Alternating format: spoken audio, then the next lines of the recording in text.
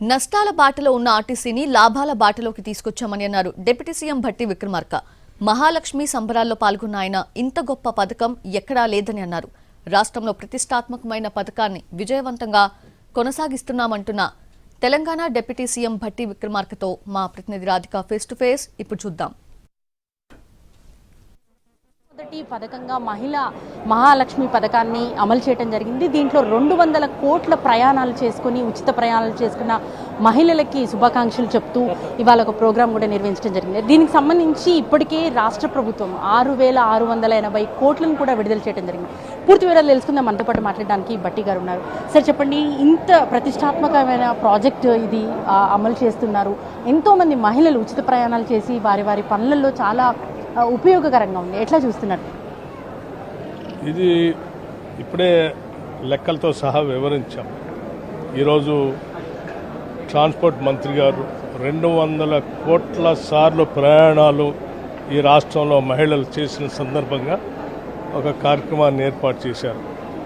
నిజంగా ఇది ఒక చారిత్రాత్మకమైన రోజు. రాష్ట్రంలో మహిళలు 200 కోట్ల సార్లు ప్రయాణం చేసిన సందర్భంగా ఈ 200 కోట్ల సార్లు వాళ్ళు ప్రయాణం చేసిన టికెట్ల ఖరీదుని వాళ్ళ తరఫున రాష్ట్ర ప్రభుత్వం 680 కోట్ల రూపాయలు ఆర్టీసీ చెల్లించడం జరిగింది. ఇది 6,680 కోట్లు రాష్ట్ర ప్రభుత్వం ఆర్టీసీకి మహిళలు ప్రయాణం చేసిన సందర్భంగా వాళ్ళ కోసం కట్టిన ఈ నగదు ఆర్టీసీ ఆర్థికంగా నిలదొక్కుకోవటానికి గతంలో 45%, 67% ఆక్యుపెన్సీ రేటు ఉంటే అది ఇవాళ 97% పెరిగి ఆర్థికంగా ఆర్టీసీ అతిపెద్ద ప్రభుత్వ రంగ సంస్థ ప్రభుత్వానికి సంబంధించింది. ఇవాళ నిలబడగలిగింది. ఆర్థికంగా గట్టిగా భవిష్యత్తులో మంచి పునాదులు కూడా పడ్డాయి.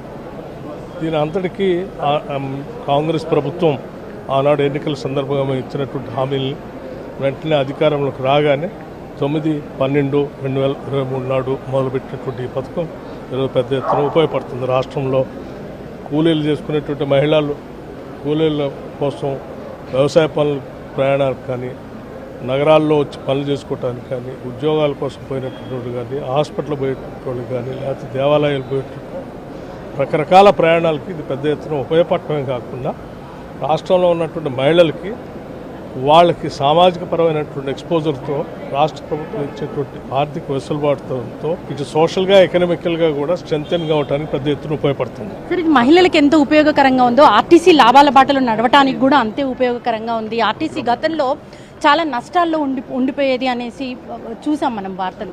వాస్తవే కదమ్మా. మహాలక్ష్మి పథకం పెట్టిన తర్వాత 97% ఆక్యుపెన్సీ అంటే 100% పెరుగుతూ ముందుకు పోతాం. అట్లాగే ఆ టికెట్ల డబ్బులు కూడా రాష్ట్ర ప్రభుత్వం వెంటనే చెల్లిస్తాం. దానివల్ల ఆర్టీసీ ఈరోజు ఆర్థికంగా బలపడింది. రైట్. సో చూస్తున్నాం కదా, మొత్తానికి ఆర్టీసీ అయితే లాభాల బాటలో నడవటానికి ఈ పథకం ఎంతో ఉపయోగపడిందని చెప్తున్నారు.